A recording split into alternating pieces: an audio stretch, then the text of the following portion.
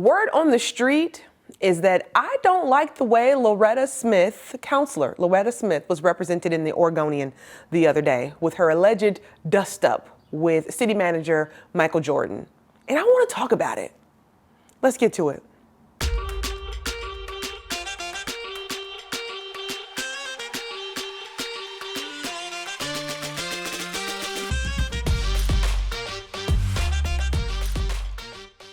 All right, gang. So the Oregonian published an article about Loretta Smith, Councilor Loretta Smith. Back in the day, they were called commissioners. Now they're called councilors, so bear with me. But Councilor Loretta Smith was asking a series of questions of city manager Michael Jordan about the proposed budget cuts. And the Oregonian captured Loretta in what I believe was a little bit of a biased, slanted kind of way. They used words like, there was a dust-up between Loretta and Mike. They used words like Smith fumed as she asked questions, and that throughout her dressing down of Jordan, and that Jordan was exasperated as he responded to her. And then beyond that, they went into detail regarding the statements that Councilor Steve Novick made about her series of questions, as well as Councilor Jamie Dunphy made. And I have to say, I was taken aback. So here's a clip of some of the questions that Councilor Loretta Smith was asking about the budget. The huge elephant in the room. Why are we currently breaking our own IGA with the county and doing homeless services? Why is it that you all can break rules and regulations, we can't, and I'm going to hold your feet to the fire? So don't give me a budget that breaks an IGA. You either change the IGA before you do the budget, or you tell me why it's okay for you to do it. So you've seen those questions. Those are bona fide and legitimate questions to ask a city manager who is proposing budget cuts that are going to lend themselves to human capital cuts at the city of Portland.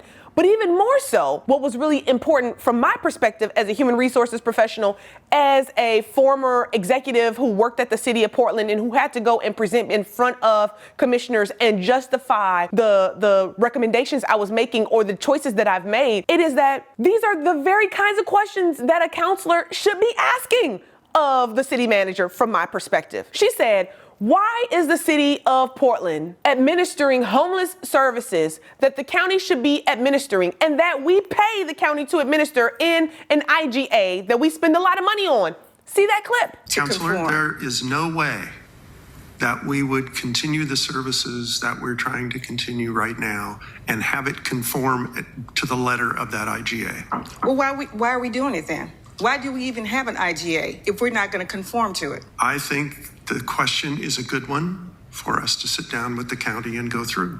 How is this not a bona fide question? Now, her series of questions were impassioned. I won't deny that. But when you are an elected official, as a person who follows elected officials, as a person who has campaigned for elected officials, as a person who has endorsed, supported, and encouraged folks to run for elected position, you should have a passion for your community. You should stand for something. You should be excited about something. I'm excited about this right now. I am on my platform, right? A platform that I built much like she built her campaign and got elected into being a counselor in this new form of government at the city of Portland.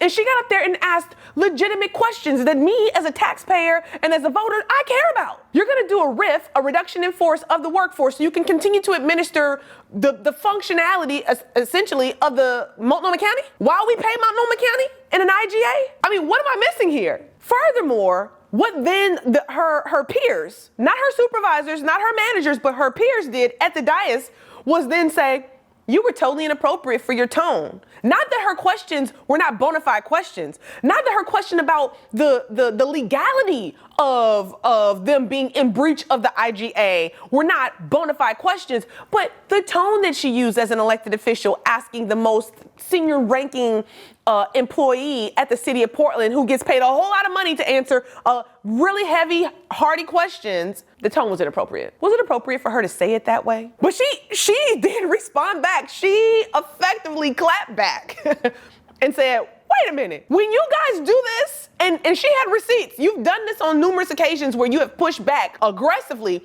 I don't say anything, but let me, in the skin that I'm in, the gender that I'm representing, the race that I'm representing, let me say it, and you feel like you need to go on the record to say that I'm inappropriate, I was taken aback. I deal in conflict all day long in my work at Workplace Change, right?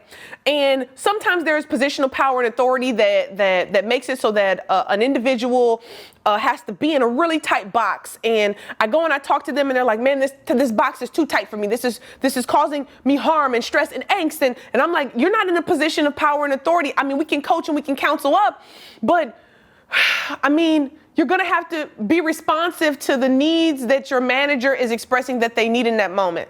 And that's hard for me to do, but that's the reality of the environment that they are a part of if they're going to cope and survive, or they can vote with their feet. Like, I help people try to manage this. But this is not that. These are two peers where one peer believed that it was their right and authority to express that their other peer her tone was not appropriate. Not her questions, but her tone was inappropriate. And then the Oregonian published it with the same slant of the audacity of her to have that kind of tone in her series of questions that are bona fide and legitimate questions that need to be answered in the city of Portland. What are we doing with our resources? Who are we cutting?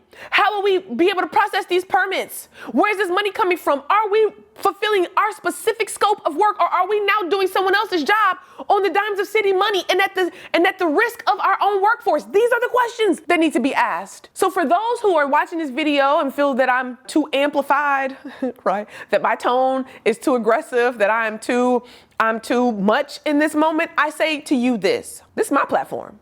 Just like it was her platform, she got elected. Due process. She was not appointed into that position. The people chose her to be in that position to represent their interests, and she was doing that. And she chose the tone to use to do that. It was her choice. So this is my word on the street to say, I don't like the slant of the Oregonian. Look, I know your job is hard, and I respect your discipline. I respect your job. I respect the duties before you. I respect your voice. But I also have to say that when a clear and present bias presents itself in the written form and from elected officials in a public format, I want to call it to the carpet and say, no, not on our watch. This is this issue of word on the street. Jump in the chat. If I see it wrong, let's talk about it.